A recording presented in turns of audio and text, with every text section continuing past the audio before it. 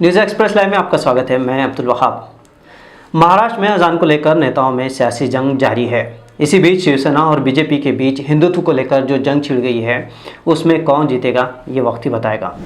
दरअसल मुंबई में शिवसेना नेता पांडुरंग सपकाळ ने बसीरत ऑनलाइन उर्दू न्यूज़ पोर्टल के लिए एक इंटरव्यू दिया था, जिसमें उन्होंने कहा था कि मस्जिद में होने वाली अजान उन्हें सुरीली लगती है। वो वेस्ट मुंबई में एक मस्जिद के करीब रहते हैं और वो अजान रोज़ाना सुनते हैं। अब उन्हें इसकी आदत भी हो गई है और अजान की वजह से वो रोज़ाना उसे सुनना पसंद करते हैं। उन्होंने कहा कि फॉर यू नाम की फाउंडेशन को अजान कंपटीशन ऑर्गेनाइज करने के लिए उन्होंने सलाह भी दी थी। इतना ही नहीं, शिवसेना के नेता ने मुस्लिम बच्चों को हौसला बढ़ाने के लिए अजान कंपटीशन ऑर्गेनाइज करवाने का भी मशवरा दिया था। उस इंटरव्यू में उन्होंने कंपटीशन को लेकर काफ़ी सारी चर्चा की, बातें भी की और उन्होंने बताते हुए कहा था कि उन्हें अजान सुनना बड़ा अच्छा लगता है। जब भी वो अजान सुनते हैं तो उनके दिल में एक ही ख्याल आता था कि अजान कंपटीशन ऑर्गेनाइज करना चाहिए। उन्होंने कहा कि हिंदू मुस्लिम करने के बजाय इंसान को इंसानियत के लिए बढ़ावा देना चाहिए। शिवसेना नेता के इस बयान पर अब बीजेपी शिवसेना पर हमला कर रही है।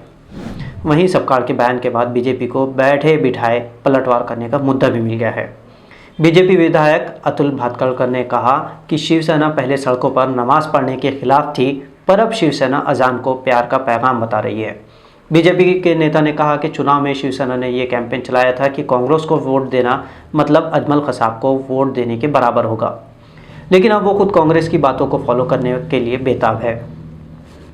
वोटों के लिए शिवसेना के नेता कुछ भी करने के लिए तैयार हैं। भाई, राजनीति करना हो तो कोई इनसे सीखे।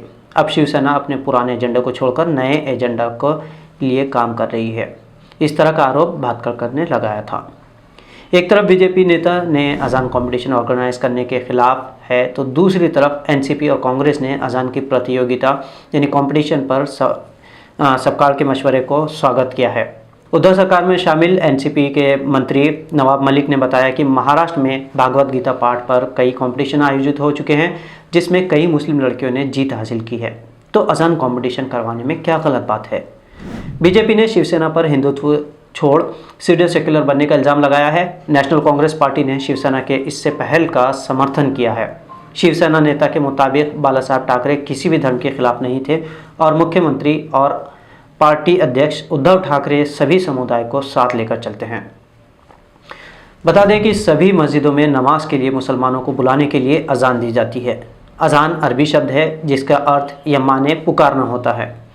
मस्जिदों में अजान देने वालों को मौज़्ज़िन कहा जाता है और जो नमाज पढ़ाते हैं उन्हें इमाम कहा जाता है। महाराष्ट्र में धर्म की इस राजनीति के बीच अटकी शिवसेना ने अब बीजेपी को उसके ही खेल में पछाड़ दिया है। शिवसेना के मुखपत्र सामना में अब अजान पर पाबंदी लगाने के लिए केंद्र सरकार से ही मांग की गई है। अब बीजेपी के लिए ये दुविधा हो गई है कि वो जवाब क्या दे, क्योंकि जिस हिसाब से शिवसेना ने ये पांसा फेंका है उससे बीजेपी ना निगल सकती है ना उगल सकती है।